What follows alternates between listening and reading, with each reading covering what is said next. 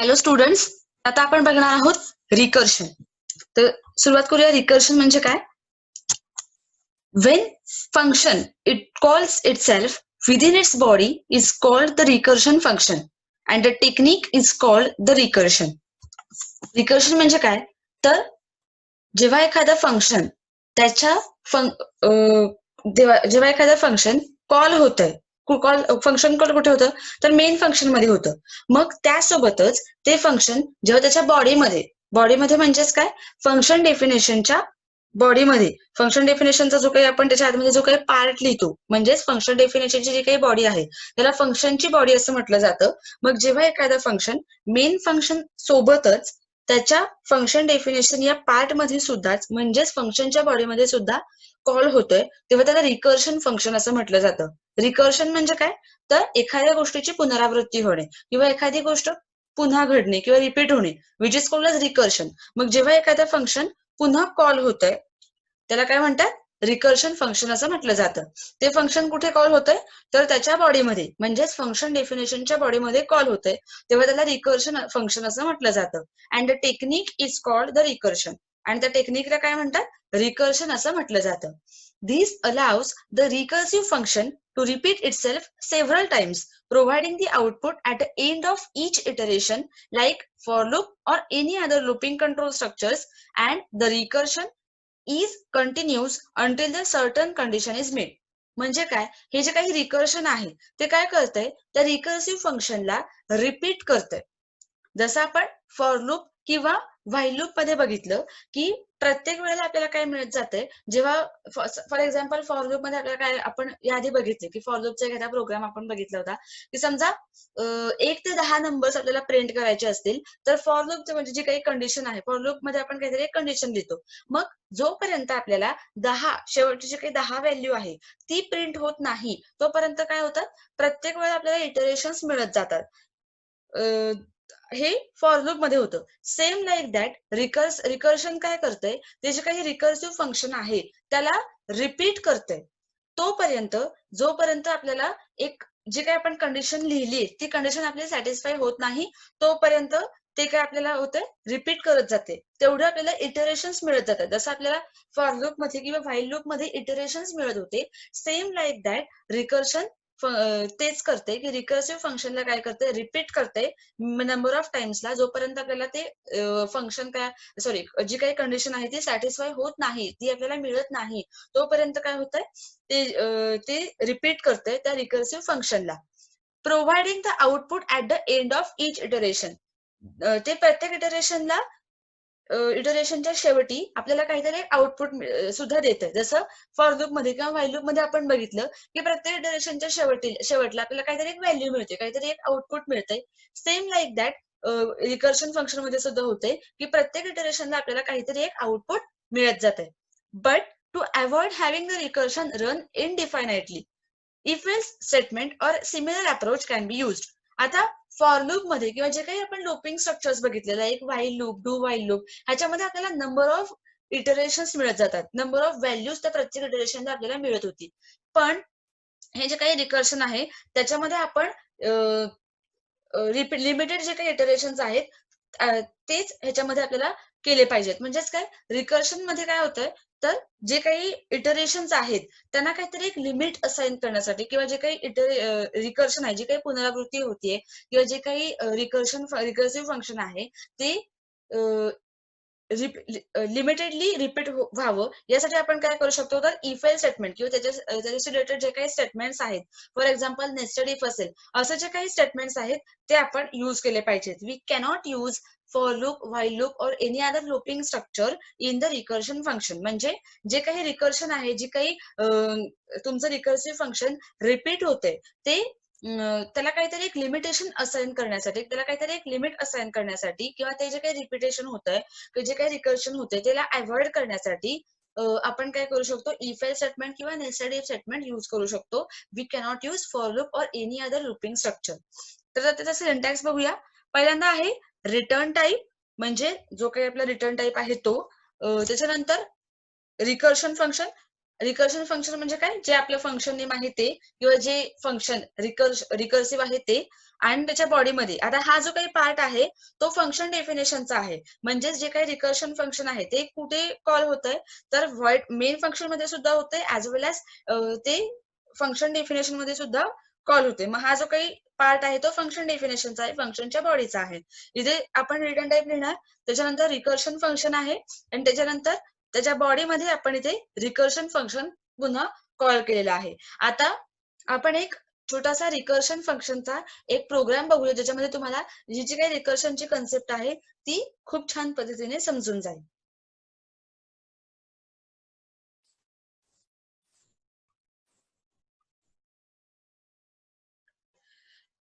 आता आपण बघणार आहोत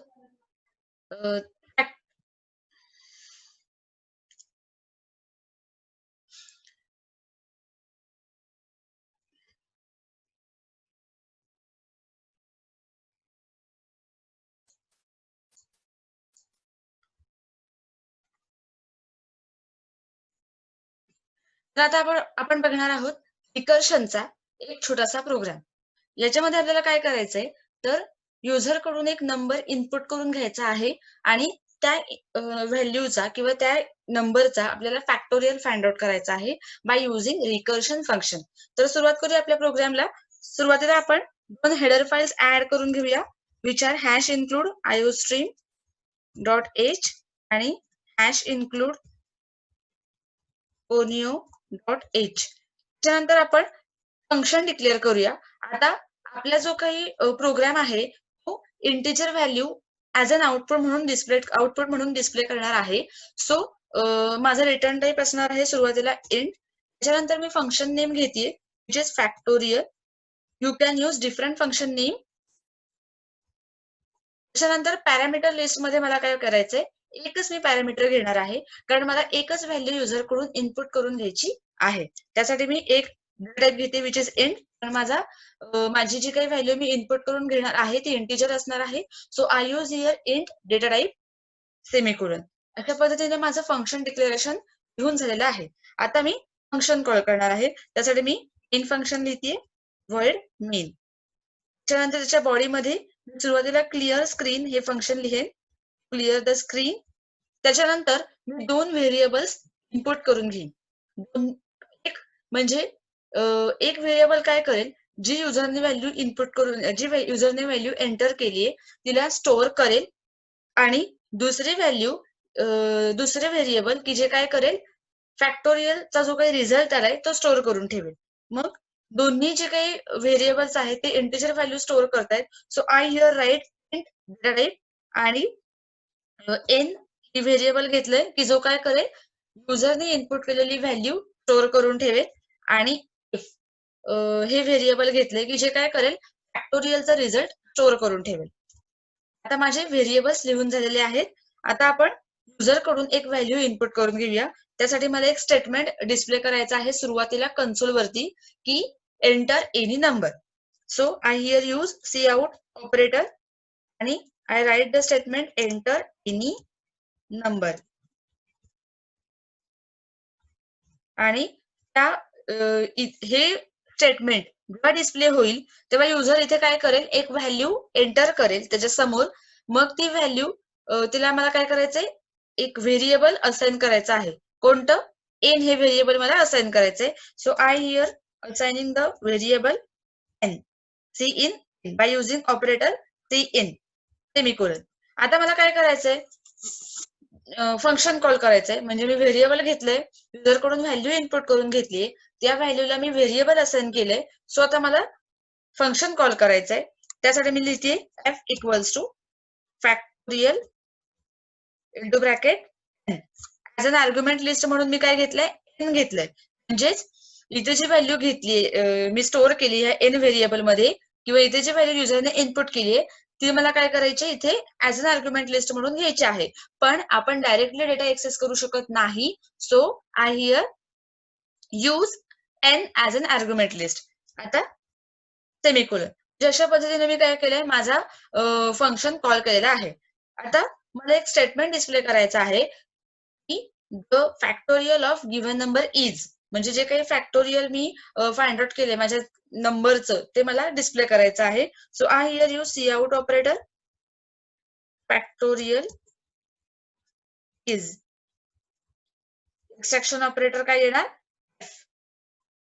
म्हणजे एफ मध्ये जो रिझल्ट स्टोअर होईल तो मला काय करायचा आहे इथे डिस्प्ले करायचा आहे. सो एक्सट्रॅक्शन ऑपरेटर एफ वापरून मी काय केले, इथे जी काही व्हॅल्यू आहे ती मी इथे फेच करून घेतलेली आहे, एक्सेस करून घेतलेली आहे. आता माझं स्टेटमेंट लिहून झालेलं आहे. So I here use getch function आणि माझं फंक्शन कॉल जे आहे ते करून झालेलं आहे. So I here closing the brace. आता मला काय करायचंय, फंक्शन डेफिनेशन हा पार्ट लिहायचा आहे. सो ही जी काही सिग्नेचर लाईन आहे ती आधी लिहून घेऊया. Int factorial. आता इथे काय आहे, एक पॅरामीटर घेतलेला आहे मी कुणासाठी, एन या व्हेरिएबलसाठी. मग एन या व्हेरिएबलसाठी आपल्याला फंक्शन डिक्लेरेशन मध्ये एक लोकल किंवा टेम्पररी व्हेरिएबल घ्यायचा आहे की जे फंक्शन डेफिनेशन या पार्ट पुरतं आपल्याला यूज होईल, किंवा फंक्शन डेफिनेशन मध्ये मी जे काही वर्क करेन किंवा जे काही टास्क परफॉर्म करेन, जे काही ऑपरेशन परफॉर्म करेन त्यासाठी मला ते उपयोगी येईल. त्यासाठी मी घेते इंट ए नावाचं व्हेरिएबल घेतलंय मी. आता कर्ली ब्रेस चालू करून आपण काय करूया, जे काही आपलं टास्क आहे तो परफॉर्म करूया. त्यासाठी मी आधी काय करते, इथे मी इफ नावाचा एक व्हेरिएबल घेतला होता ज्यामध्ये माझा फॅक्टोरियलचा रिझल्ट स्टोअर होईल. आता आपल्याला काय करायचं आहे, फॅक्टोरियल फाइंड आउट करायचा आहे इथे युजरने जे काही नंबर एंटर केलेला आहे त्या नंबरचा. मग तो जो काही फॅक्टोरियल फाइंड आउट होईल, फॅक्टोरियलचा रिझल्ट जो काही येईल तो ह्या टास्क मध्ये फंक्शन डिक्लेरेशन मध्ये जे काही मी टास्क परफॉर्म करणार आहे त्यामध्ये जो काही फॅक्टोरियलचा रिझल्ट येईल तो टेम्पररी पिरियड साठी स्टोअर व्हावा यासाठी मी एफ साठी म्हणजे एफ या व्हेरिएबल साठी म्हणजेच फॅक्टोरियलचा रिझल्ट टेम्पररी पिरियड साठी स्टोअर करण्यासाठी मी एक व्हेरिएबल घेते इंट फॅक्ट नावाचं आणि सेमिकोलन. म्हणजे मी हे व्हेरिएबल घेतलंय इन साठी म्हणजे त्या नंबर साठी, आणि फॅक्ट हे व्हेरिएबल घेतलंय एफ साठी म्हणजेच फॅक्टोरियलचा रिझल्ट टेम्पररी पिरियड साठी स्टोअर करण्यासाठी. म्हणजे मी दोन लोकल व्हेरिएबल्स डिक्लेअर केलेत आणि दोन ग्लोबल व्हेरिएबल्स डिक्लेअर केलेत. आता आपल्याला काय करायचंय, एक कंडिशन घ्यायची इफची. इफ ची कंडिशन एक घ्यायची आहे ज्याच्यामध्ये मला काय करायचे की एक अशी कंडिशन लिहायची आहे की युजरने जी व्हॅल्यू इनपुट केली आहे ती जर इक्वल टू 1 असेल तर मला 1 रिटर्न होईल डिस्प्ले, म्हणजे कन्सोल वरती मला 1 ही व्हॅल्यू डिस्प्ले होईल. अदरवाईज म्हणजेच जर ती व्हॅल्यू 1 इज इक्वल टू 1 नसेल किंवा 1 नसेल तर एल्सचा जो काही पार्ट आहे तो डिस्प्ले होईल. तर आता कंडिशन लिहूया, if n equals to 1. Here we cannot use for loop or any other looping structure. Here we can use only if else or त्याच्याशी रिलेटेड जे काही कंट्रोल स्ट्रक्चर्स आहेत ते आपण काय करू शकतो याच्यामध्ये यूज करू शकतो. तर if n equals to 1, if काय आहे, एक्झॅक्ट कंडिशन आहे, म्हणजे जे काही इटरेशन्स इथे म्हणजे फंक्शन कॉल तुमचा जो काही होणार आहे फंक्शन डेफिनेशन या पार्ट मध्ये त्याला काहीतरी लिमिट असाइन व्हावं किंवा इटरेशन्स नंबर ऑफ इटरेशन्स जे काही आहेत ते अवॉइड व्हावेत यासाठी आपण इफ ही एक एक्झॅक्ट कंडिशन लिहितोय. सो इफ मध्ये आपण कंडिशन काय घेतलीये, सॉरी इथे ए यायला पाहिजे, ह्या लोकल व्हेरिएबल आहे. इफ मध्ये कंडिशन काय घेतली आपण, जर युजरने एंटर केलेली व्हॅल्यू ही इक्वल टू 1 असेल तर आपल्याला काय दिसलं पाहिजे, रिटर्न 1. रिटर्न काय झाली पाहिजे, 1 ही व्हॅल्यू रिटर्न झाली पाहिजे. अदरवाईज जे एल्स काय रिटर्न झाला पाहिजे, एल्सचा जो काही पार्ट आहे तो. आता एल्सच्या पार्ट मध्ये आपल्याला काय करायचंय, मेन फॅक्टोरियल फाइंड आउट करायचं आहे. त्यासाठी फॉर्म्युला आहे fact equals to factorial n minus 1 into a. ते फॉर्म्युला घेतलाय मी फॅक्टोरियल फाइंड आउट करण्यासाठी. काय घेतलाय formula, fact equals to, fact म्हणजे जिथे माझं फॅक्टोरियलचा जो काही रिझल्ट आहे तो स्टोअर होईल, फॅक्टोरियल a-1. आता फॅक्टोरियल आणि इंटू ब्रॅकेट म्हणजेच काय, इथे काय झालं तुम्हाला दिसेल, पुन्हा माझं फंक्शन आहे जे काही रिकर्शन फंक्शन आहे ते पुन्हा इथे कॉल झालेलं आहे. इथे दिसतंय तुम्हाला रिकर्शन फंक्शन आणि इथे सुद्धा दिसतंय तुम्हाला रिकर्शन फंक्शन आणि मेन फंक्शन मध्ये तुम्हाला दिसतंय इथे रिकर्शन फंक्शन आहे. म्हणजे काय तुमचं झालंय, मेन फंक्शन मध्ये सुद्धा तुमचं फंक्शन कॉल झालेलं आहे, ऍज वेल एज तुमचं फंक्शन काय झालंय, फंक्शनच्या बॉडीमध्ये म्हणजेच फंक्शन डेफिनेशन या पार्ट मध्ये सुद्धा ते कॉल झालेलं आहे. मग इथे जेव्हा ते कॉल होईल तेव्हा ते काय करेल, स्वतःला नंबर ऑफ टाइम्स काय होईल, रिपीट करत जाईल. कधीपर्यंत रिपीट करत जाईल, जोपर्यंत ही कंडिशन सॅटिस्फाय होत नाही तोपर्यंत. इथे फॉर्म्युला घेतलाय मी, factorial into bracket a-1 into a, म्हणजे युजर इथे जो काही व्हॅल्यू एंटर करेल त्या व्हॅल्यूचा फॅक्टोरियल अशा पद्धतीने फाइंड आउट होईल. त्याच्यानंतर मला काय होईल, रिटर्न फॅक्ट, म्हणजे रिटर्न काय करायचंय, फॅक्ट ही व्हॅल्यू माझी काय होईल, रिटर्न होईल. म्हणजे इथे जे काही फॅक्टची व्हॅल्यू रिटर्न होईल, पुन्हा काय होईल, एफ या व्हेरिएबलला पास होईल आणि आपल्याला इथे काय दिसेल, फॅक्टोरियल इज कोलन एफ, कोलनच्या नंतर एफ, म्हणजेच या एफ या व्हेरिएबल मध्ये इथून जी व्हॅल्यू पास झाली तिथे काय होईल, फेच होईल आणि आपल्याला कन्सोल वरती डिस्प्ले होईल.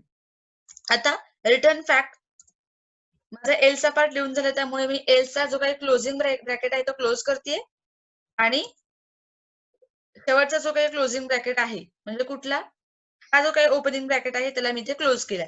अशा पद्धतीने माझा काय झालाय, हा रिकर्शनचा जो काही प्रोग्राम आहे तो लिहून झालेला आहे. सुरुवातीला मी काय घेतलंय, फंक्शन डिक्लेअर करून घेतलेला आहे, त्याच्यामध्ये मी एकच पॅरामीटर घेतलेला आहे, that stores the value which is entered by the user. त्याच्यानंतर एफ हा व्हेरिएबल घेतलाय, एन हा व्हेरिएबल घेतलाय व्हॅल्यू स्टोअर करण्यासाठी, एफ घेतलाय फॅक्टोरियल स्टोअर करण्यासाठी, फंक्शन कॉल केलाय. त्याच्यानंतर इथे मी फंक्शन डेफिनेशनचा पार्ट घेते, जिथे मी इफ हे इफ एल्स हे काय घेतले, कंट्रोल स्ट्रक्चर घेतलेला आहे. We cannot use looping structure, so I here use if else control structure, ज्याच्यामध्ये मी ए हा व्हेरिएबल आणि ए आणि हे फॅक्ट हे दोन लोकल व्हेरिएबल्स घेतलेले आहेत. कंडिशन घेतली आहे, जर ए ची व्हॅल्यू इक्वल्स टू 1 असेल तर रिटर्न 1 होईल, अदरवाईज हा जो काही फॅक्टोरियल फाइंड आउट करण्याचा फॉर्म्युला आहे तो वर्क होईल आणि आपल्याला फॅक्टोरियलची जी काही व्हॅल्यू आहे ती आपल्याला डिस्प्ले होईल. अशा पद्धतीने हा प्रोग्राम लिहिलेला आहे. आता आपण प्रोग्राम कंपाइल करून बघूया. Warning 0, error 0, success, press any की, आय प्रेस्ड एनी की, रन करूया प्रोग्राम, एंटर एनी नंबर, आपल्याला सुरुवातीला एक स्टेटमेंट डिस्प्ले झाले, एंटर एनी नंबर. 3 चा फॅक्टोरियल मी 3 नंबर एंटर केलाय, म्हणजे मला 3 चा फॅक्टोरियल काय करायचंय, फाइंड आउट करायचा आहे. आता फॅक्टोरियल कसा फाइंड आउट होतो, तुम्ही मॅथ्स मध्ये बघितलं असेल, परम्युटेशन्स अँड कॉम्बिनेशन्स मध्ये, की 3 फॅक्टोरियल कसं फाइंड आउट होतो, तर 3 इंटू 2 इंटू 1, किती येतं उत्तर, 3 इंटू 2 इंटू 1 विच इज 6. आता येते का बघूया, आलेलं आहे आपलं उत्तर, फॅक्टोरियल इज कोलन 6. म्हणजे हा जो काही रिकर्शनचा प्रोग्राम आहे त्याच्या थ्रू आपण काय केलाय, फॅक्टोरियल फाइंड आउट केलाय एका व्हॅल्यूचा. व्हॅल्यू आपण एंटर केली 3, इथे व्हॅल्यू एंटर केली आपण,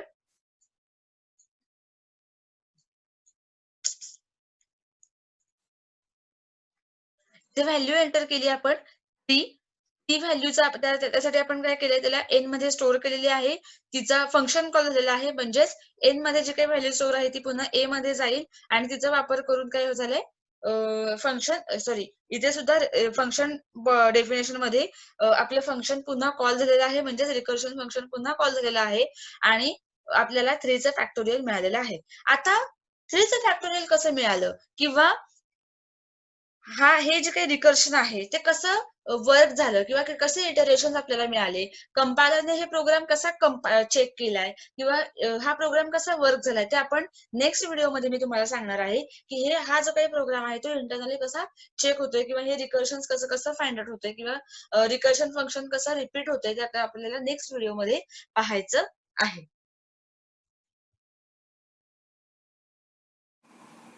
तर आता आपण बघणार आहोत रिकर्शनचा जो काही आपण प्रोग्राम आताच बघितला त्याचं इंटरनल वर्क कसं होतं, किंवा रिकर्शनचे इटरेशन्स कसे येतात, किंवा ते जे काही रिकर्शन फंक्शन आहे ते कसं स्वतःला रिपीट करतंय ते आता आपण बघूया. तर सुरुवातीला आपण आपला प्रोग्राम जो काही आहे तो लिहून घेऊया. सुरुवातीला आपण काय करणार आहोत, आपलं जे काही 2 हेडर फाईल्स आहेत त्या ऍड करून घेऊया, विच आर #include iostream.h आणि hash include conio dot H ह्या हेडर फाईल्स आपण ऍड करून घेतलेल्या आहेत. आता आपण फंक्शन डिक्लेअर करूया. त्यासाठी सिंटॅक्स आहे रिटर्न टाईप, फंक्शन नेम आणि इंटू ब्रॅकेट आर्ग्युमेंट लिस्ट. तर फंक्शन टाईप मी इंट घेते because my program will output the value which is integer. So I here write int data type. त्याच्यानंतर मी function name घेते which is factorial. You can use different function name as you want. त्याच्यानंतर factorial function name घेतलेला आहे. आता argument list मी लिहिणार, parameter list मी इंटू ब्रॅकेट लिहिणार आहे. त्याच्यामध्ये मी एकच पॅरामीटर घेणार आहे बिकॉज मला एकच व्हेरिएबल हवाय की म्हणजे मला युजरकडून मी जो व्हॅल्यू एंटर करून घेणार आहे ती मला त्यासाठी मला काय पाहिजे, एकच व्हेरिएबल पाहिजे. So I here use int data type. त्याच्यानंतर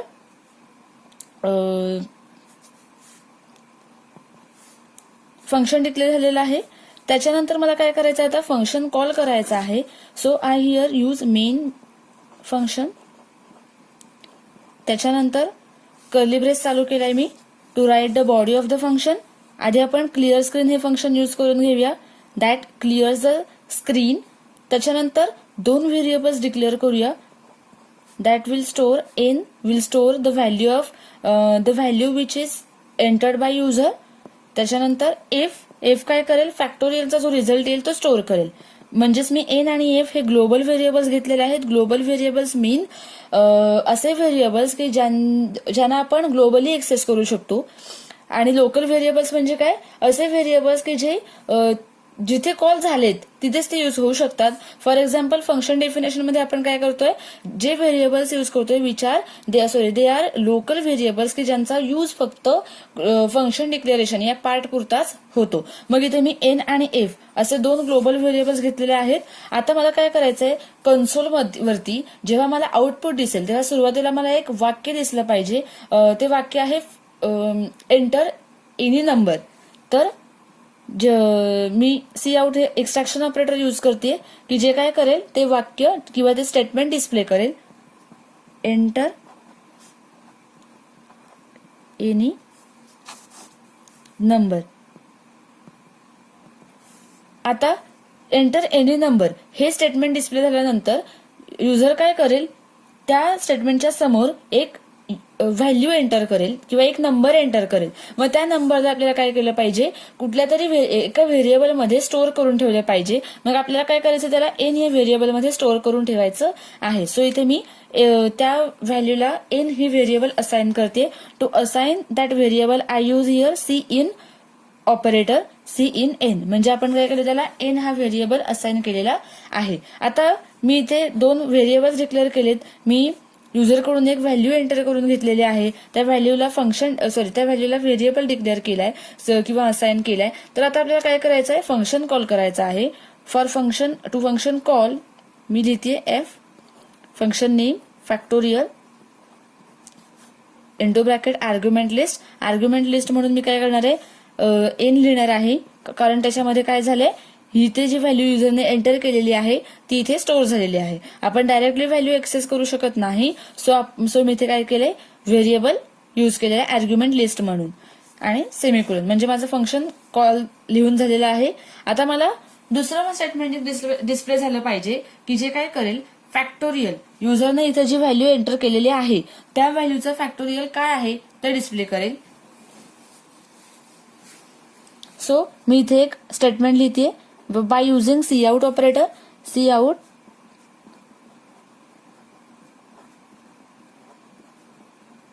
फॅक्टोरियल इज कोलन आणि एक्स्ट्रॅक्शन ऑपरेटर हा एफ मी लिहिते. म्हणजे इथे जी व्हॅल्यू फेच आहे स्टोअर होईल ती इथे काय कंपायलर करेल, फेच करून इथे डिस्प्ले करेल. अशा पद्धतीने मी दुसरंही स्टेटमेंट लिहिलेलं आहे. सो इथे मी गेट सी एच फंक्शन लिहिते आणि माझं मेन फंक्शनची बॉडी लिहून झालेली आहे. इथे माझं फंक्शन कॉल लिहून झालेलं आहे. सो इथे मी कर्ली ब्रेस क्लोज करते. आता काय करायचंय आपल्याला, फंक्शन डेफिनेशनचा पार्ट लिहायचा आहे. त्यासाठी सुरुवातीला ही जी काही सिग्नेचर लाईन आहे ती लिहून घेऊया. Int factorial.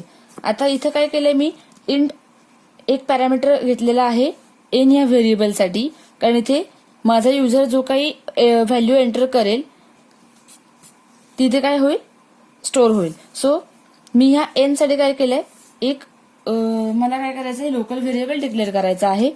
इथे मी लोकल व्हेरिएबल डिक्लेअर करते ए. आता फंक्शन डेफिनेशनची बॉडी लिहूया. त्याच्यामध्ये मला काय करायचं आहे, एफ या व्हेरिएबलसाठी एक लोकल व्हेरिएबल घ्यायचा आहे की जो काय करेल, फॅक्टोरियलचा रिझल्ट स्टोअर करून ठेवेल. त्यासाठी मी घेते इंट फॅक्ट नावाचा एक मी काय केलाय व्हेरिएबल डिक्लेअर केलाय. तुम्हाला हवं तर तुम्ही कोणतेही दुसरं नाव घेऊ शकता. इंट फॅक्ट की जे काय करेल, फॅक्टोरियलचं जे काही व्हॅल्यू रिझल्ट आहे ते स्टोअर करून ठेवेल. आता मला काय करायचंय, एक if else statement me use करणार आहे. कशासाठी, जसं आपण लुपिंग स्ट्रक्चर वापरू शकत नाही रिकर्शन मध्ये, त्यामुळे मी काय करते, इफ एल्स स्टेटमेंट यूज करते की ज्याच्यामध्ये मला काय करायचंय, एक मी सुरुवातीला कंडिशन लिहिणार आहे इफ मध्ये की जर युजरने जी व्हॅल्यू इनपुट केलेली आहे ती जर इक्वल्स टू 1 असेल तर मला 1 ही व्हॅल्यू रिटर्न होईल, अदरवाईज एल्सचा जो काही पार्ट आहे तो डिस्प्ले होईल. मग इफ ही कंडिशन लिहूया. आता if a is equals to 1 म्हणजेच ए म्हणजेच काय, युजरची जी काही युजरने व्हॅल्यू जी काही इनपुट केलेली आहे ती इथे ए मध्ये स्टोअर झाली. ती ए मध्ये स्टोअर झाली म्हणजेच काय, ती एन मध्ये स्टोअर्ड आहे. म्हणजेच जेव्हा फंक्शन कॉल होईल तेव्हा एन मध्ये जी काही व्हॅल्यू आहे ती ए मध्ये आपल्याला पास होईल. म्हणजेच ए जी काही व्हॅल्यू आहे, म्हणजे युजरने जी काही व्हॅल्यू एंटर केलेली आहे ती व्हॅल्यू इक्वल्स टू 1 असेल तर रिटर्न होईल 1 ही व्हॅल्यू. अदरवाईज म्हणजेच एल्स आपल्याला काय रिटर्न होईल, एल्सचा पार्ट. म्हणजे त्याच्यामध्ये काय लिहायचं आपल्याला, factorial fact equals to factorial into bracket a minus 1 into a. म्हणजेच तुम्ही इथे बघू शकता फॅक्टोरियल आणि त्याचं फंक्शन काय झालेलं आहे, पुन्हा कॉल झालेलं आहे. हे जे काही फॅक्टोरियल आहे इथं ते फंक्शन काय झालेलं आहे, पुन्हा कॉल झालेलं आहे. म्हणजे तुम्ही बघू शकता ते फंक्शन इथेही कॉल झालेलं आहे आणि पुन्हा ते इथेही कॉल झालेलं आहे. फॅक्टोरियल आणि इंटू ब्रॅकेट म्हणजेच काय, ते फंक्शन इथे सुद्धा कॉल झालेलं आहे. त्यालाच रिकर्शन फंक्शन असं म्हटलं जातं की असं फंक्शन की जे फंक्शन मेन फंक्शन मध्ये सुद्धा कॉल होतंय प्लस फंक्शन डेफिनेशन या पार्ट मध्ये सुद्धा कॉल होतंय, त्याला रिकर्शन फंक्शन असं म्हटलं जातं. जे फंक्शन रिपीटेडली कॉल होतंय which is called as recursion function. जर युजरने इनपुट केलेली व्हॅल्यू इज इक्वल्स टू 1 असेल तर 1 हे रिटर्न होईल, अदरवाईज त्याचा फॅक्टोरियल आपल्याला फाइंड आउट होईल. फॅक्टोरियलचा फॉर्म्युला लिहिलेला आहे आणि रिटर्न काय होईल, फॅक्ट म्हणजे त्याचा रिझल्ट काय होईल, रिटर्न होईल. एल्सचा पार्ट लिहून झालाय म्हणून त्याचे कर्ली ब्रेस क्लोज करते आणि हा जो काही कर्ली ब्रेस आहे म्हणजे फंक्शन डेफिनेशनची बॉडी लिहून झालीये, सो हा कर्ली ब्रेस मी इथे क्लोज करते. अशा पद्धतीने मी काय केलाय, हा जो काही रिकर्शनचा प्रोग्राम आहे तो लिहिलेला आहे. आता तो कसा वर्क होतोय ते आता आपण बघूया. तर जेव्हा आपण हा प्रोग्राम कंपाईल करू तेव्हा सुरुवातीला कंट्रोल कुठे ट्रान्सफर होईल, तर फंक्शन डिक्लेरेशन मध्ये कंपायलर चेक करेल की फॅक्टोरियल नावाचं फंक्शन काय केलेलं आहे, डिक्लेअर केलेलं आहे. त्याच्यानंतर जो काही कंट्रोल आहे तो पास कुठे होईल, फंक्शन कॉलकडे. त्याला इथे दिसेल 2 व्हेरिएबल्स डिक्लेअर केलेले आहेत. त्याच्यानंतर युजरकडून एक व्हॅल्यू इनपुट केलेली आहे की जिला एन या व्हेरिएबलमध्ये स्टोअर केलेला आहे. त्याच्यानंतर फंक्शन कॉल झालेला आहे. जेव्हा फंक्शन कॉल होईल तेव्हा काय होईल, f equals to factorial into bracket n. म्हणजेच काय, जेव्हा फंक्शन कॉल होईल तेव्हा काय होईल, एन मध्ये जी व्हॅल्यू स्टोअर आहे, कोणती व्हॅल्यू स्टोअर आहे एन मध्ये कोणती व्हॅल्यू स्टोअर आहे. समजा आता आपण प्रोग्राम मध्ये कोणती व्हॅल्यू इनपुट करून घेतली होती, 3 व्हॅल्यू इनपुट करून घेतली होती. म्हणजेच एन मध्ये कोणती व्हॅल्यू स्टोअर होईल, 3 ही व्हॅल्यू स्टोअर केलेली आहे. तर जेव्हा फंक्शन कॉल होईल तेव्हा एन मध्ये जी व्हॅल्यू स्टोअर आहे ती कुठे ट्रान्सफर होणार आहे, ए ह्या लोकल व्हेरिएबल मध्ये ट्रान्सफर होणार आहे. म्हणजेच ए मध्ये टेम्पररी पिरियडसाठी 3 ही व्हॅल्यू स्टोअर होणार आहे. त्याच्यानंतर फंक्शन कॉल नंतर कंट्रोल ट्रान्सफर होणार आहे फंक्शन डेफिनेशन मध्ये.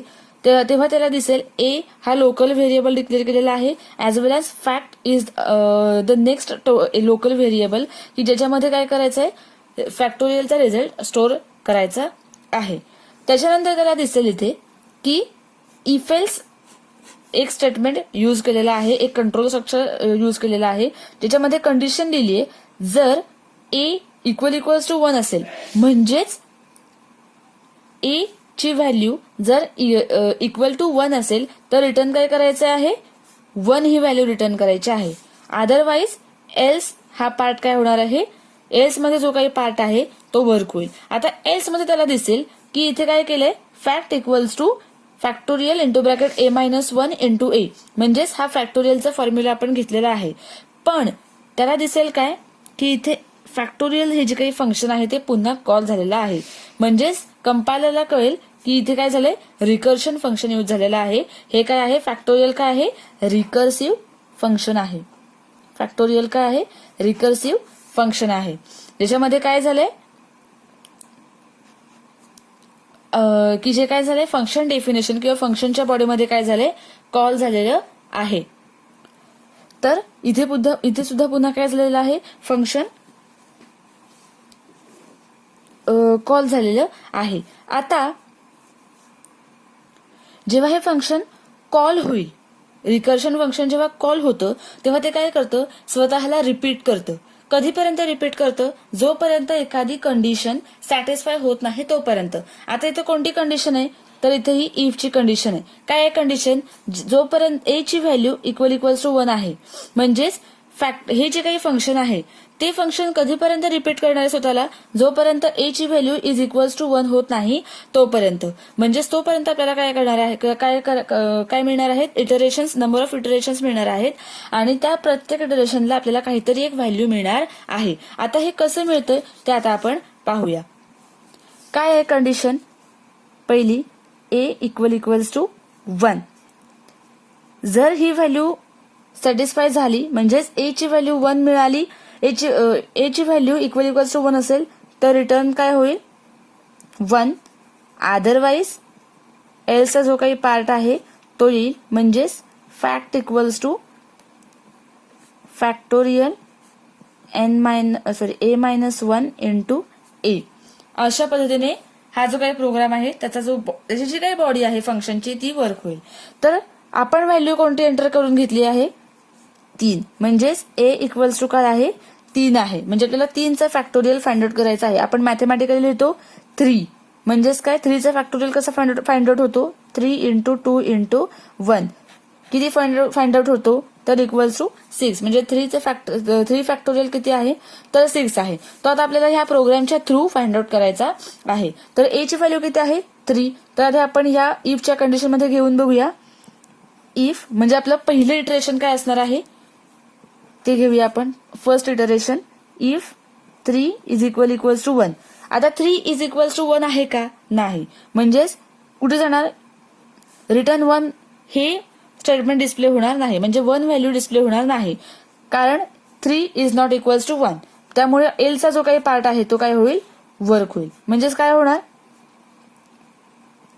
फॅक्ट इक्वल्स टू, आता मी डायरेक्ट लिहिते, फंक्शन नेम नाही लिहत, काय होणार, 3 मायनस 1 इंटू 3. म्हणजेच आपल्याला काय मिळालं, 2, 3 मायनस 1 इज 2 इंटू 3.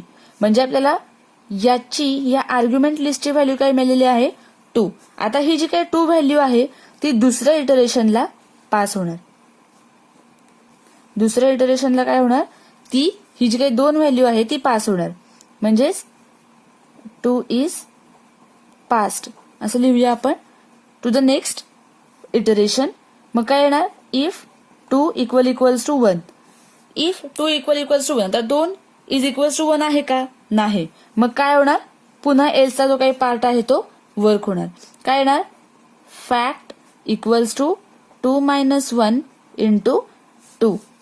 म्हणजेच काय, 2 मायनस 1 किती आलं, 1 इंटू 2. म्हणजे आर्ग्युमेंट लिस्टची व्हॅल्यू आपल्याला काय मिळालेली आहे, 1. म्हणजेच ही जी काही 1 व्हॅल्यू मिळालेली आहे ती पुन्हा नेक्स्ट इटरेशन मध्ये आपल्याला काय होईल, पास होईल.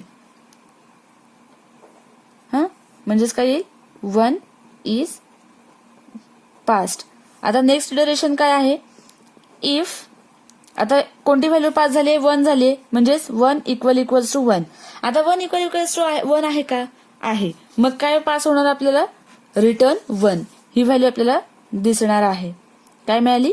रिटर्न 1 हे डिस्प्ले होईल. मग आता आपल्याला प्रत्येक ड्युरेशन नंतर काहीतरी एक व्हॅल्यू मिळाली, म्हणजे कोणती? 2, 1 आणि इथे पुन्हा 1. मग आता ही जी काही रिटर्न आहे तो कसा पास होतोय ते आता आपण बघूया. तर पहिले ही जी काही व्हॅल्यू आहे 1, जी रिटर्न म्हणजे शेवटच्या इटरेशनची जी काही व्हॅल्यू आहे 1, ती काय होईल? त्याच्या अगोदरच्या इटरेशन मध्ये पास होईल. म्हणजेच काय होईल? इथे पास होईल. 1 इज पास्ट. म्हणजे या आर्ग्युमेंट लिस्टच्या जागी ही 1 व्हॅल्यू काय होईल? पास होईल. म्हणजे काय येणार? 1 into 2 किती आलं? 2 आलं. 1 into 2 2. म्हणजे कोणती व्हॅल्यू मिळाली? 2 व्हॅल्यू मिळाली. आता ही जी काही 2 व्हॅल्यू आहे ती ह्या इटरेशनच्या अगोदरच्या इटरेशनला ट्रान्सफर होईल. म्हणजेच पहिल्या इटरेशनला ट्रान्सफर होईल. मग आता आपण करूया त्याला ट्रान्सफर. 2 is past. म्हणजेच 2 ही व्हॅल्यू कुठे पास होईल? या आर्ग्युमेंट लिस्टच्या जागी पास होईल. म्हणजेच काय येणार? 2 into 3 equals to 6. मग ही जी काही 6 व्हॅल्यू आहे ती कुणाला पास होणार? परत फॅक्टला. म्हणजेच ही व्हॅल्यू कुठे पास झाली? फॅक्टला, जिथे आपल्याला काय करायचं आहे? रिझल्ट स्टोअर करायचा आहे फॅक्टोरियलचा. म्हणजेच काय येणार? 6 इज पास्ट. तर फॅक्टला काय झालंय? इथे 6 ही व्हॅल्यू पास झालेली आहे. आता जेव्हा इथे माझं सगळं काम करून झालेलं आहे आणि फॅक्ट मध्ये व्हॅल्यू स्टोअर झालेली आहे, तेव्हा पुन्हा कंट्रोल काय होणार आहे? फंक्शन डेफिनेशन मधून फंक्शन कॉलकडे ट्रान्सफर होणार आहे. म्हणजे फॅक्ट मध्ये जे व्हॅल्यू स्टोअर झाले ते पुन्हा काय होईल? एफ या ग्लोबल व्हेरिएबल मध्ये काय होईल? पास होईल. म्हणजेच एफ मध्ये काय होणार आहे? कोणती व्हॅल्यू स्टोअर होणार आहे? 6. आणि जेव्हा ती इथे एफ ही व्हॅल्यू एफ मध्ये जेव्हा 6 ही व्हॅल्यू ट्रान्सफर होईल तेव्हा कंपायलर काय करेल? शेवटचे जे काही स्टेटमेंट आहे ते आपल्याला डिस्प्ले करेल. काय आहे शेवटचे स्टेटमेंट? फॅक्टोरियल इज आणि कोलन मध्ये काय होईल आपल्याला? 6. म्हणजे उत्तर काय दिसेल? आउटपुट काय दिसेल? Factorial is 6. कसं झालं इटरेशन्स? पहिल्यांदा काय होईल? जी व्हॅल्यू आपल्याला फाइंड आउट करायची आहे तिला पहिल्यांदा फर्स्ट इटरेशन मध्ये घ्यायचं. 3 = 1 आहे का? नाही. मग काय केलं आपण?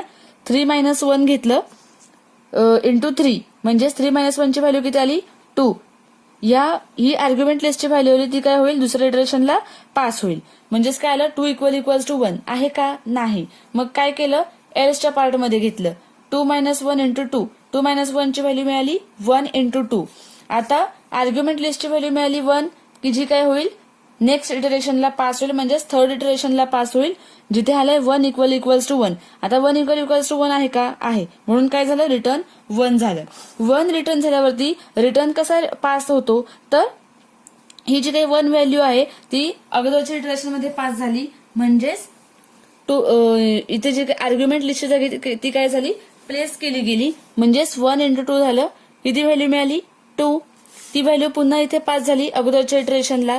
म्हणजेच आर्ग्युमेंट लिस्टच्या जागी म्हणजेच काय झालं? 2 into 3 which is equals to 6. 2 into 3 which is equals to 6. आणि ही 6 ची व्हॅल्यू म्हणजेच आपल्याला शेवटची व्हॅल्यू मिळाली. इथून पुढे याच्या अगोदरचं काहीच इटरेशन नाहीये. म्हणजेच आपल्याला व्हॅल्यू काय मिळालेली आहे?